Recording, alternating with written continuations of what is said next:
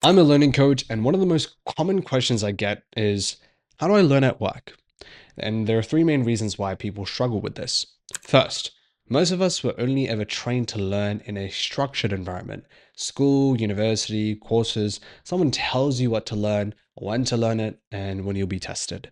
But work is an unstructured environment, and the strategies that worked at uni just don't transfer. Second, when you were studying, you had hours worth of time to learn. But the moment you start working, that just disappears. You've got real time pressure, you've got meetings stacked back to back, and you've got deliverables that have severe consequences if you don't meet them. And third, no one's telling you what to do. This is the biggest one. There's no syllabus, there's no exam date, no one pointing you at the right thing to learn next. You just have problems that you need to solve and that you are responsible for. And it's a combination of these three reasons why most people can't actually learn effectively once they start working. They just scramble over with the techniques or the approaches that they're familiar with. But the good news is that I've worked with some professionals, and there's been a few strategies that I've taught them that have worked successfully. And it splits into two main strategies depending on the schedule that you're working with. You either have large blocks of time or you have short bursts between tasks. And each of them require their own technique, but they share the same underlying foundation. I'll show you a recent example of an AI project that I was building and how I had to learn on the job, and a second example of how I had to learn something within a short period of time. Let's get into it. Our first schedule, which is long, uninterrupted time. And this is the four-step process I would use: map, question, answer, and solve. So essentially, anytime it comes to a problem that I'm about to solve, I always just want to take the time to map it out. I never want to have it mental. And so what this means is I will practically always get out a piece of paper, a pen, iPad stylus, and I'm just going to draw nodes, relationships, arrows, pictures to just get what I'm thinking about in my brain, things that are implicit, and make it explicit. And this process just allows me to see how I'm thinking about the information. And hey, if I'm working with other people on the problem, I can then show them my map as well, in case the way that I'm thinking about it is the problem, which could 100% be the problem. So let's just do an example of this as if I was learning and building an AI project. So let me just map this out in yellow. The first step is to map. And again, we're doing this in 30 minutes. I would consider anything that goes beyond 30 minutes to be long, uninterrupted time. Again, obviously, the nuance of this technique is that it assumes that you've got access to a map and you've got access to something you can quickly write on. If you don't, then we'll talk about the shorter process, the short burst process, which is more mental. If you don't, unfortunately, if you don't have access to anything to offload onto immediately. But we'll start off with the long uninterrupted time. First point is to map. So I'll quickly show you what this will look like, and I'll tell you what you should do. You should try understanding the components of the project that you're working on, and you should try to draw out the flow of how the project and the components are actually connected. And then we should then try identify the problem we're trying to solve. So let's show you this so it's a bit easier. I'm working on, let's say, for example, something that we're working on, something I'm working on as a personal project is I get a lot of emails and I get a lot of questions and a lot of DMs, and so do other team members. And essentially, what these are, it's about advice that people want on learning approach. So it's very common for me to get lots of emails, lots of DMs, lots of requests for learning advice. And there's lots of questions, but there's only one of us, one of me anyway, and one of everyone else on the team as well. And so something that we wanted to do was we wanted to actually just create an AI platform that is official, that is recognized by us, that has access to all of our IP, that has access to all of the YouTube videos that we have also created as well, that has access to any other social media posts that we have too. And it's just basically like our brains, if that makes sense. And also, plus, has access to some of the products and courses that we sell as well. So what happens instead is if we've got leads who are here, who are trying to get advice, they can actually consult an AI first, and the AI would actually give very good feedback as if they were speaking to us, and very good instruction around products or courses or YouTube videos or blog posts and resources that they can actually consult. And what we then needed to do was, okay, well, since we needed an AI to do this, we needed to make sure that it had access to prior knowledge and it had knowledge access. That's something that we definitely needed to do. And what else we needed to do was we needed to have a good prompt. Of course, there's prompt engineering that was involved here as well. And something else that we needed to make sure was that it was cost effective. So we didn't want to be spending so much money on this model to the point where it it costs us more money than it brings in, right? I mean, that kind of makes sense. So that's something that we wanted to work on. And the end result was we then wanted this to answer these questions and make people happy. And if it didn't make them happy, if it made them sad, they could then reach out to a human or someone in our support team officially who can then give them more specific support if that's what they're looking for. There we go. And what we also wanted to layer on top, which actually measures all these numbers. So that's like a meta thing that actually traces this whole process in terms of the number of people going through. So that's more data. But then we also wanted something that traced the way that the AI was actually taking a look into things as well. So obviously there's lots of tracing software that's available with something like AI.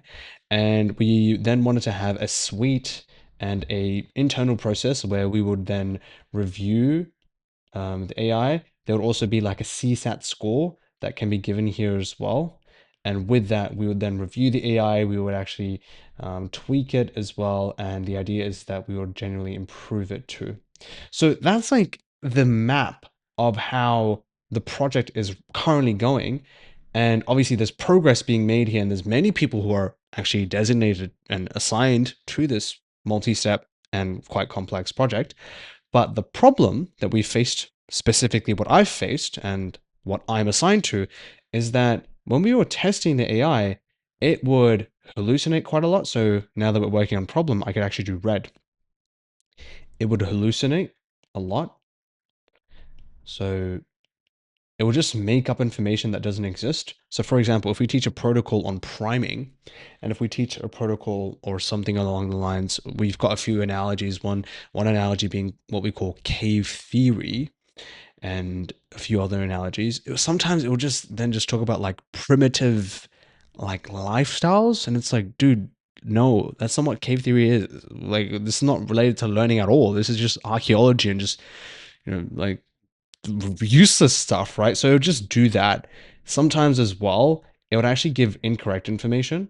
So what would happen is if we've got protocol 1 and protocol 2, and under protocol 2 we've got a few strategies. Let's say we've got like strategies X strategy and we've got Y strategy. Sometimes what the AI would do, it would actually say Y strategy is taught under protocol 2, which is incorrect. It is just incorrect navigation.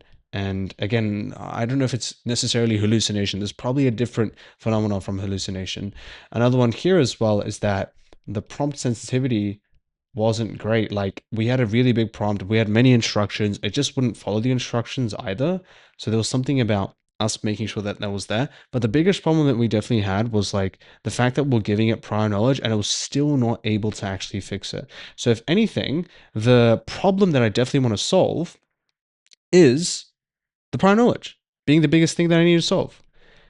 And this is the mapping process. Now, you would spend more time with this if you had more time, but obviously you've only got 30 minutes or you've got more than 30 minutes, and you can even do this within less time. And now the next step is there's many things you can do from this. First, you can do this process that I've just demonstrated in a meeting. If there's a team that you have and you need to represent and demonstrate how you're already thinking about the project and the problem, and if you just want confirmation on whether or not you're thinking about something correctly, this is a really, really good approach. So again, we're mapping it out. We are actually just spending time taking what's in our brain and making it explicit, putting it onto paper, putting it onto an iPad, whatever you want to do. Then once we've done that, we can then ask the question, what is it that we want to solve? What is it specifically? What are the questions that we need to ask? And so specifically here, because now I know that I want to work with prior knowledge and the knowledge bank being something, the questions that I might ask here would be along the lines of, well, what knowledge are we already giving it?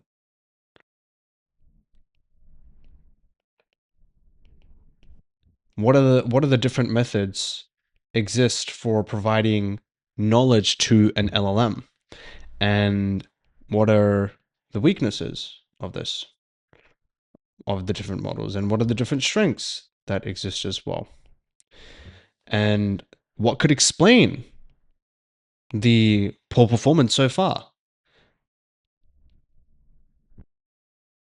Poor performance, right? There's so many questions that are going on in my mind, but the idea is that I do need to prioritize the direction because I'm gonna have many questions, but I'm not gonna be able to answer them all. So the first thing that I actually might ask is what actually explains the poor performance? Why is it that despite us putting in PDFs and putting in a ton of knowledge, all of our knowledge, our whole knowledge base, it's still hallucinating? And the next question I might ask is, what are some top solutions?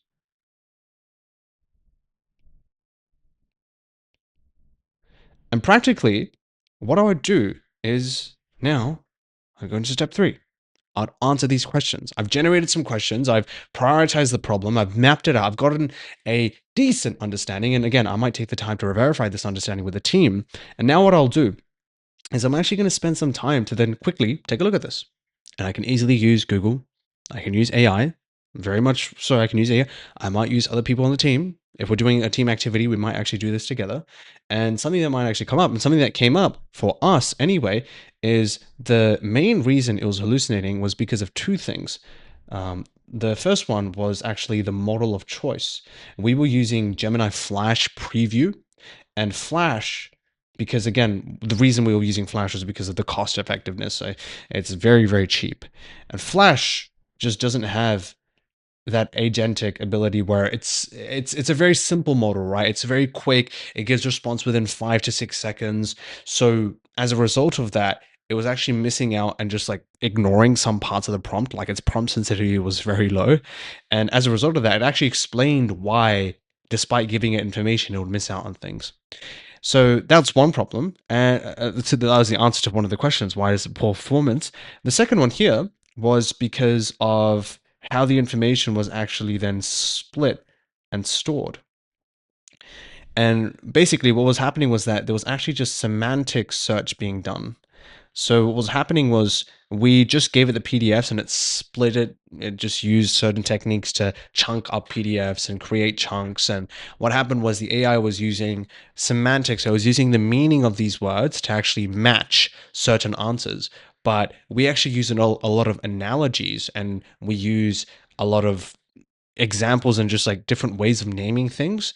As a result of that, what actually happened was it would take that literally. So, for example, that something that we talk about is like one of the examples that come to mind is one of the techniques that we like talking about is consumption and digestion. That's actually like a technique process that we take. So you're consuming information, but then there's also the digestion phase. So that's a very common way of wording it.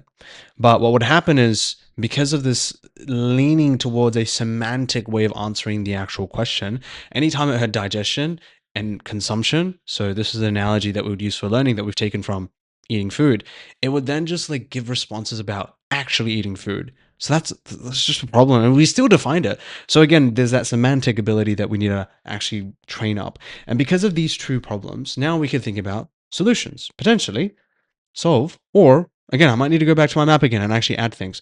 But the solution here might be, well, we can change the model. We could give it increased thinking time. We could change the prompt architecture so the model gets called twice. We could do any of these things. Or we could split it up even further. We could actually attempt to try teaching it a certain way. Or we could do something along the lines of using a RAG or using graph RAG.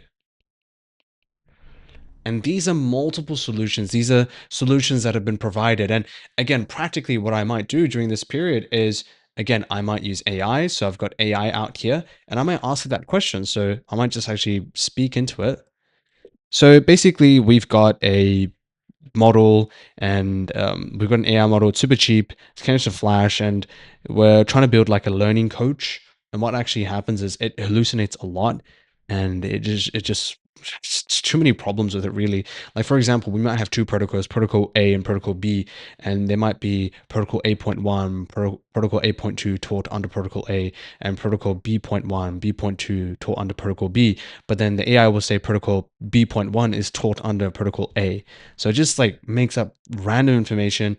It's not giving correct things. It's not even listening to my prompt. So, what could explain the poor performance of the AI? And there we go. And that's a way of me using AI to say, I guess you could say, but this is a good use of it. And I might even Google it, but Google's going to have Gemini at the top anyway. So you can see here, here we go. Trade accuracy for speed and cost. Yep, that makes sense. And here we go. Like, there could be something about the prompt as well. So that's something I didn't consider. So the prompt itself could be prompt length and position, grounding. Yep, grounding kind of relates to the problem that we had. Temperature and sampling. Yep, temperature is also going to be a very big one. If the temperature is very high, it just hallucinates a lot. So these are different solutions that I might have. So it's like, cool, I figured out a few more. Here we go. Um, there was something about that. And, there was something about knowledge graphs actually fixing this problem. So I remember actually doing a little bit of this here as well. So this is where I might search. So knowledge graph Neo4j. And I remember actually doing a little bit of reading here. And if I scroll down, there's a really good, very, very good comparison between the two. I don't know if where it is. Use cases. Nah, it's not here. But I remember there being a comparison between knowledge graph and the like response quality. And I remember reading it somewhere. So that was really cool because what actually happened was with a knowledge graph, there was like a lot more specificity with the depth that it gave. But without a knowledge graph, it wasn't there. So that's also like another solution that we thought about here as well, like graph rag, knowledge graphs, using knowledge graphs there as well. And the third one here, oh, there was something about the prompt and using like XML tags, but we already use XML tags, so don't even think that's a problem. So this is how I'd practically actually just go through these solutions. And what I might do is I might spend more time just researching, using AI, thinking about the relevant solutions. But based on everything mentioned here so far, I'm feeling quite happy with this part here, just doing a graph rag and seeing how that works. Because as someone who is exploring different solutions and I'm about to commit to a solution, it is also very useful to know what the other solutions are. Because in this situation, I actually might need to go back. Now that I've done a little bit of learning, right?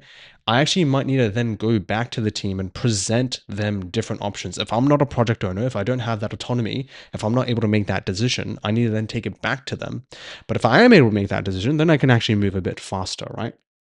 But in this situation, we actually might go for the knowledge graph solution because number one, I see cost to be a non-negotiable. I don't want to use any other model. Gemini Flash is the cheapest model, and based on our other testing, it's one of the best models that we've actually experienced in terms of like relative accuracy anyway, and the way that it teaches. So I will not compromise on model, and model drift is a problem that I don't want to solve for. Another thing here is the text, the semantic search. Semantic search is still useful, but I wonder if having a knowledge graph would be quite useful here. So there we go. Now I'd commit to the knowledge graph part. And this is where I would dive into a little bit more learning. And practically, what I would be doing is I'd then actually just go back to my map. My map's getting very messy. But now the question is, what is a knowledge graph? How do I use one? How do I set one up? And these are questions that I might ask. And so I can use this part here, and I might just read through.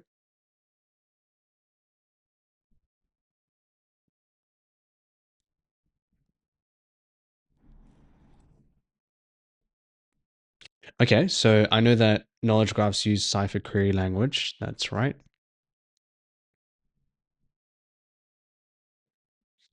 And I might just search up Google really quickly. What is a knowledge graph?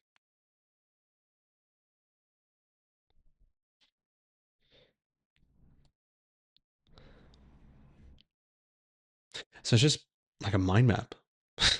That's cool. It's just a mind map for representing information. That's the way I see it. Real world entities. illustrates representations between them. So there's cipher query being used. So it's a way to actually like, it's like a database as well. Something about graph rag as well that I remember reading. Here we go. This is awesome. So it's basically being able to use, this is the example. I remember reading this somewhere. Here we go. So with a cipher rag response, this is the specificity that we're able to get into. But without that, you can see like the response is way shorter and it's less deterministic. Okay, nice, nice. Here we go. All right. So graph rag seems to be the direction that I might want to take. Okay. All right. And I've got more questions like, well, how do we actually implement one? How can I connect one to the existing AI model that I have? And how can I verify that it's working better? So these are questions that I have. For the working better one, that's very easy. I just need to do a test suite. So I just have two agents, one agent that's connected to no graph rag, the other one that's connected to a graph rag. That's super simple. I can just do that. And I'm already thinking about a process that I'll do there. So if that's something I want to do, I can commit to that. In terms of how to set one up, I could probably just use Claude to quickly ask it. Okay, let's say for example, I want to set up a graph, set up a knowledge graph with, how do I even build a knowledge graph? Like, yeah, how does that even work? And as I'm doing this, I can make the decision as to whether or not I want to map this back on, or if I just want to continue just moving in this direction, right? Again, it's valuable to make sure that I build this graph in some way, shape, or form. This map that I'm building, independent of the knowledge graph, and it's getting a bit confusing. But here we go. Core idea. Decide my schema first.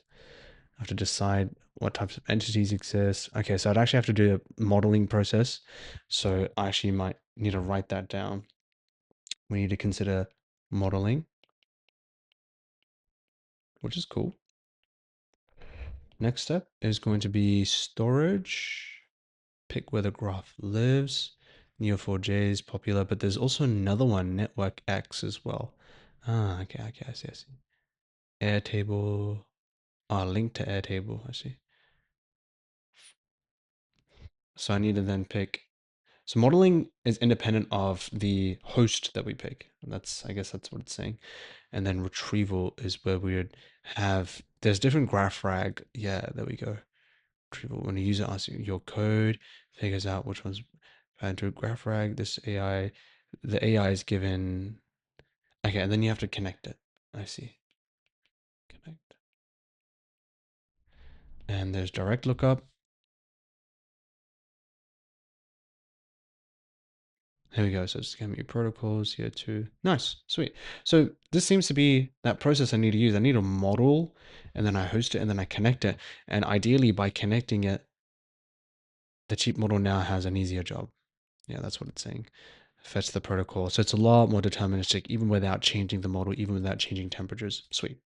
So I'll double clap there to end that learning process. But that's practically what I would do. I would go through map, question, answer, and try solving it. And you can see I'm leaning on this process of just really just using the map as a place to just put down my thoughts.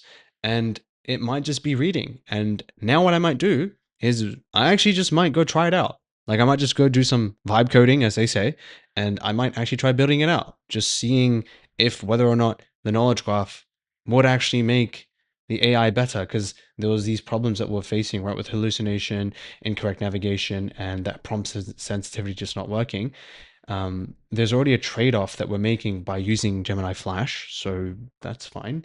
And we will just then go build it out. And this is the part of the process where it now moves into applying what you've learned, which is different from learning what you need to learn. So I think I've done a bit of learning. And realistically, if this was actually like a day of work, if I was actually working, this is what my process would look like. We did this within less than half an hour.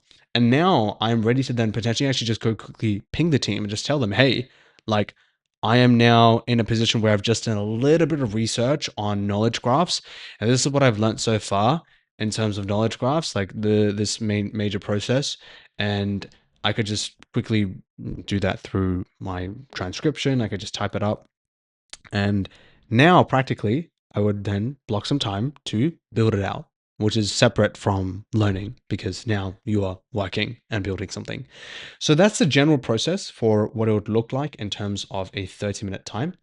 Something that I do need to mention as well is that when you're usually working in professional contexts, the degree to which you need to recall information is different.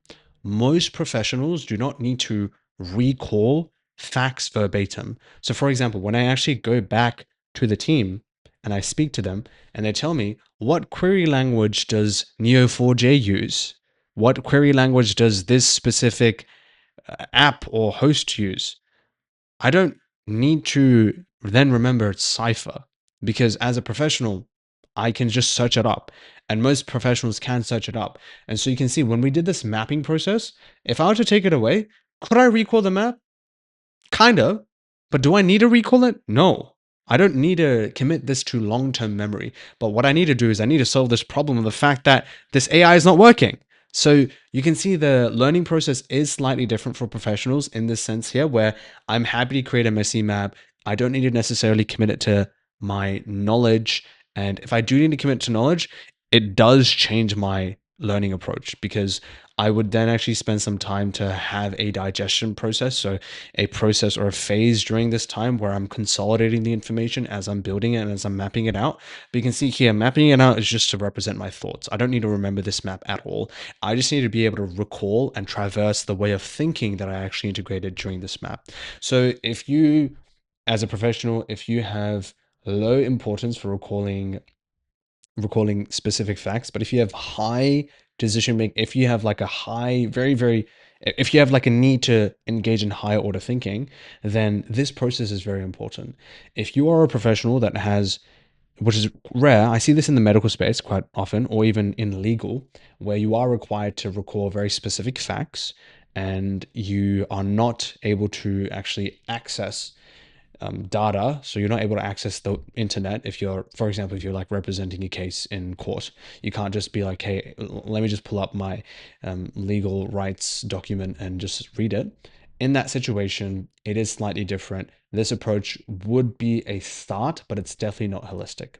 So that's a process for if you've got long uninterrupted time to actually sit down and learn. But let's move on to the second schedule, which is where you have shorter bursts of time and where you potentially don't have access to a map or something you can write on. Okay, so let's say, for example, you now need to learn something in a short period of time and you need to learn it in a burst. I'm going to give you a fun example of this. I would say that it is still going to be applicable for most of your learning needs as well. You'll be able to try something out. But the three-step process here, or individual techniques that I'd recommend, is latch, mental inquiry-based learning, and mnemonics, memory techniques. Mnemonics, modified method of loci or the method of loci, and analogous learning. So an example I can give you of this where I need to do this. First of all, I actually don't have a lot of this in my own learning and my own learning stack at work because number one, I get a lot of uninterrupted time just because a lot of my role does involve thinking and developing. Number two, that's the first reason. That's the only reason. I just don't need that. Number two, many professionals do lean towards just having more uninterrupted time. But for those who do need these shorter bursts, there are two camps I see. Most of these people don't need to know this information for very long. They just need to know it for like the day. Some of these people need to know it for a very long time. They're expected then to be able to recall it. So I'll give you a quick example. Most people, they might just need to quickly familiarize themselves with the name of a few clients coming to a meeting that they might have or to their building. And then they have to quickly like then remember and reassign them to like certain rooms or provide them a different service based on that. So in that sense, like you don't need that information for a very, very long time. You actually need it for a very, very like short time, literally just that day. Sometimes you, especially in the context of a hospital, if you're a doctor, you're expected to, if you're shadowing like an attending, um, like you're expected to remember very, very specific information that they give you. And sometimes you're expected to remember that for a very long time as well. So I'll give you two quick examples of what this might look like and how we could actually approach this. So let's say, for example, we'll start off with the first one. If you need to learn information in a very short period of time, let's say that, again, you're working as a nurse or a medical professional, and your attending gives you this information that you don't remember from med school. Um, so anything below 6.8 is severe, and anything, so if we're studying pH, anything below 6.8 is severe, anything above 7.8 is severe alkalosis and severe acidosis, I think is that's how you say it. And then you've got normal blood pH is monitored between 7.35 and 7.45. So there's quite a bit of information that you remember here. And you might be in a position where you actually just cannot write, which is disadvantageous, but there are some strategies you can do. So there are actually there are four numbers that you need to remember here, but the number meaning is different. So I am drawing here because I have the luxury of drawing, but let's say someone just chatted to you was like 10-0. Below 6.8, bad.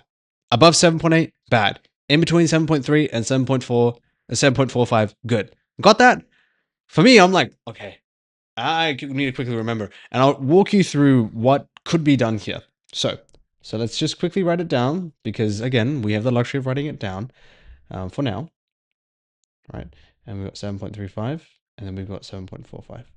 So there are a few things that we can do here. The first method is to latch, and this assumes that you've already studied something like pH before, and you've got like prior knowledge on it. So for example, you might already have prior knowledge around how the regular pH is already between 7.35 and 7.45. And if you already have that prior knowledge, you now don't need to memorize that number anymore, right? Like you always want to take a look at information that you already know and that you don't know. So that way you're not committing things that you don't need to memorize to memory if you already know it.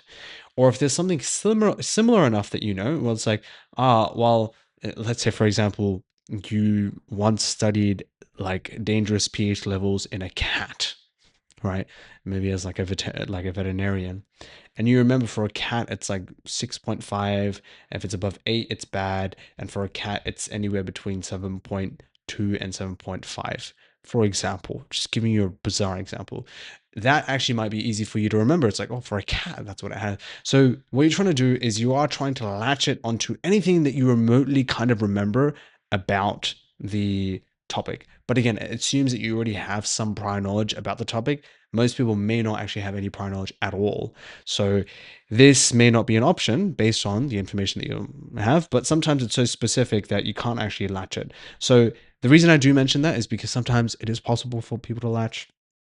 I've had some people who have studied crazy domains and, things that are totally unrelated to their field, but then they were able to like make it happen. So there's something about that too. The second approach here is going to be a mental inquiry based learning. So, if you have the opportunity to actually ask questions, again, very similar to what we did in this process here, you want to do that as well. So, you might ask, okay, why above 7.8? Why below 6.8? Like, what does the treatment then look like? What are some symptoms I need to be careful about as well? And when should we actually test for like different levels of pH? When should pH even be a concern? These might be questions that you're mentally asking. And if you've got an attending or if you've got like a senior that you can actually speak to about these questions and quickly ask, then that might be quite useful. Again, if you have limited time with them, you have to then prioritize the question. And you can see this is all being done mentally as well, which makes it a little bit more tough because you have to prioritize and you have to be quite strategic with the questions that you decide to ask versus the questions that you decide to then prevent, or not prevent necessarily, but not ask yet. So that's something else you can do. Third one, we'll demonstrate this, is using a memory technique, and you can use mnemonics, the method of loci or modified method, and you can use analogous learning. So what I would mention about latching is similar to analogies. The last one that I did forget to mention here will get back to me soon, which is going to be related to, I'll remember it. I just slipped my mind, so I'll get back to that when I remember it. No, I don't actually remember it yet. Okay, let's get into it. So out of these three, it might be, oh yes, I remember it now. Last one is if you if you have the luxury, you then want to actually offload and wait until you have access to paper. So I have a few friends who are doctors, and what they do, they're junior doctors, so they're in their first year, second year. What they do is obviously during like a ward round or as they're actually just learning and observing, they don't get a lot of time to do any note taking physically. It also doesn't look great in front of patients. You know, you're meant to actually be there helping and supporting them. So what they do is during their breaks, and they get breaks potentially every 3 to 4 hours. If they're doing a longer shift, that'll be 2 breaks in total.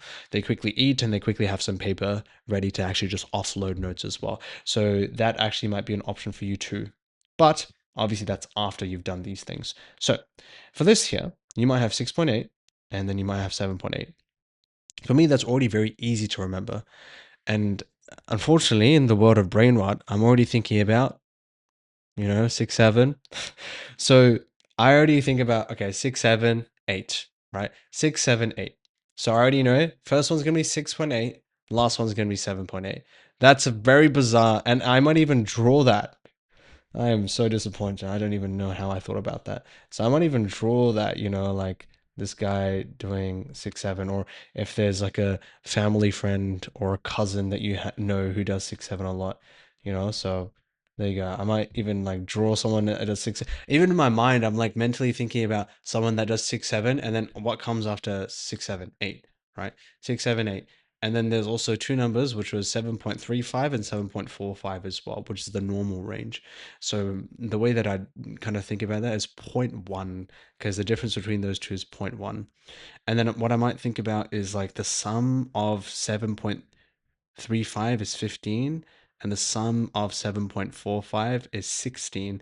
So I might even think about 15 and 16. So I think about 6, 7, 8, and then I think about 15, 16. Like that's a quick way for me to think about it. So I just think about this guy doing 6, 7, so 6.8 and 7.8 is drastic. But then I think about 15 and 16 as well. So 15, 16, instead of thinking about 7 point, and then that helps me recall 7.35 and 7.45. So that's a bizarre example of how I might remember it really quickly. And for different numbers, it might be different. I don't know why I did that again. For different numbers, it might be different.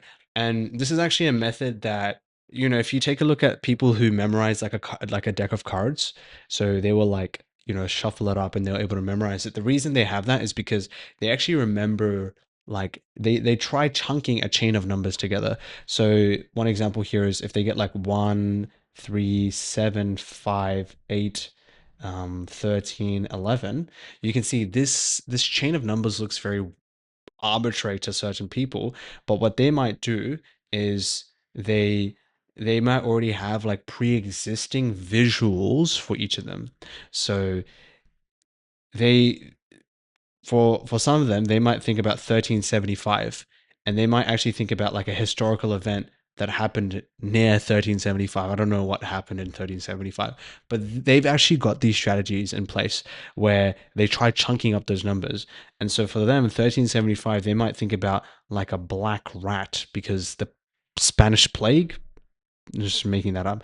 So a black rat. And now they're able to remember 1375. They have a very, very specific date and they've got this memorized. For 1374, they might even have something different. It might be like, I don't know, like two black rats to suggest that these are the parents of the black rat. So this is actually before Spanish plague. Just making it up. This is actually what they do specifically. Um, they've got their own specific ones, and then for 8, 13, 11, they might have something else here as well. They have like a very specific visual. So 13 might be king, or is it 12, or whatever it is, and then 11 might be jack, right? Yeah, I think that's it. And so when they see these together, they just think about father son, right? Father son, and that's very simple for them. And then unit 8 is like, well, maybe it's like a big giant rat ate a father and son. And then they can remember 1375, 8, 13, 11, right? Like they're able to just remember that. So if you are working with numbers, that is where this type of strategy works. And if you're working with specific names, specific terminology, this is where it does become slightly harder, but you will try using a similar strategy. So this starts to get into memory techniques. Admittedly, I don't need to use a lot of memory techniques, and I don't really teach a lot of people many memory techniques, but you can see that's like a fun example of how you might do something like that. This is an example for information that you need to remember for longer. You would want to really lean on these memory techniques a lot more. For information that you don't need to know for too long, you would still use a similar process because the thing about this is that it's quite quick. You can do it quite quickly. But let's say, for example, that I've had to do this before. If there's like a workshop and there's like a list of attendees, and I actually don't know this list of attendees and I don't know what they do, but again, I'm expected to quickly get some background about who the person is. And so when I meet them, I can be like, hey, Matt, right? You're the radiologist. Tell me more about so that like that might be something that I might need to do, and there might be like a list of 15, right? So there might be like Matt. I'll just do a quick list of five. Jane, and then like Anushka, who else? Um, Jim, and then Lee might be there, right? So let's say one, two, three, four, and five, right? And they've got like associated professions. So here they might have something like, okay, so we can just make a quick example of this. So let's say Matt is like a radiologist, and then let's just say Jane is an engineer. Let's say Anushka is a HR manager. Let's say Tim is a CEO of like a software company, and let's just say Lee is this? Yeah, this is Lee. Let's just say Lee is like an athlete, for example, right? Okay, cool. So again, like this might be very quick. I might only have like 10 minutes to quickly learn this name because, they're coming in 10 minutes and I might need to quickly remember it. And here, this is why I might try using one of those memory techniques because I can't really use inquiry-based learning here. It's like, who's Matt? Why is Matt a radiologist? How does being a radiologist relate to being a Matt? It just doesn't really make sense. I would use a mnemonic here and I would, or I'd try using analogous learning. So a new like a mnemonic might work here. Analogous learning might also work, but we've got a radiologist, we've got an engineer, MJAJL. MJAJL. That's really cool. That's easy to remember. MJAJL. So M is Matt, J is Jane, A is Anushka, MJAJL, and Jim and Lee. That's the five people that we had. MJAJL. MJAJL. So MJ, Michael Jordan, AJ, I don't know, AJ from Beta Squad. So Michael Jordan, and then AJ from Beta Squad, and Lee, some Japanese guy, let's say, for example. MJAJL. Yeah, cool. And radiologist, engineer, HR, CEO, and athlete. Okay, this is also going to be hard for me to remember. What's a good way of doing this?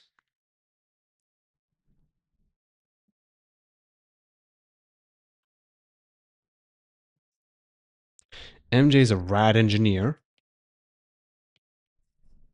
So Michael Jordan's a rad engineer. And AJ is,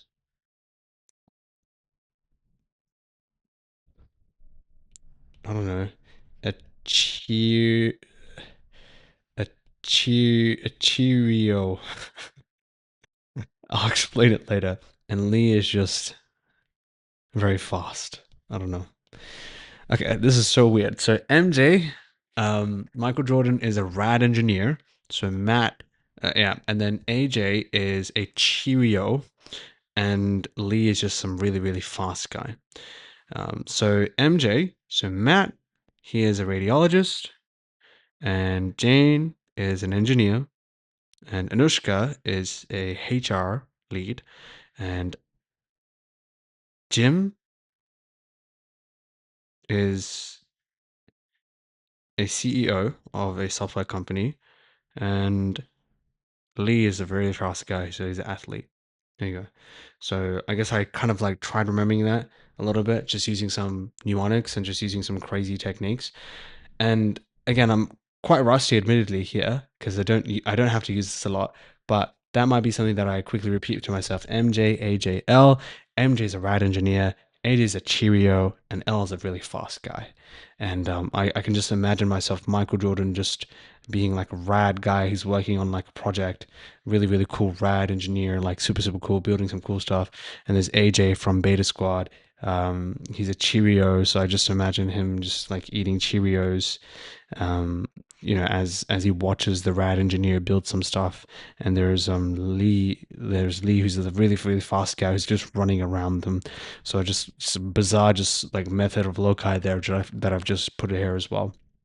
And so I'll do that again. So we've got Matt, Jane, Matt, who's the radiologist, Jane, who's the engineer, Anushka, who's the HR, and we've got Jim, who's the CEO of the software company, and we've got Lee, who's the athlete. Yeah, there we go. Again, that's only a list of 5, so I could do it for a list of 10 as well. It would just be like a similar process where I try chunking it up, just try thinking about it a bit bizarre, just trying to create a story as well. But that is a little bit more of a fun demonstration for sure.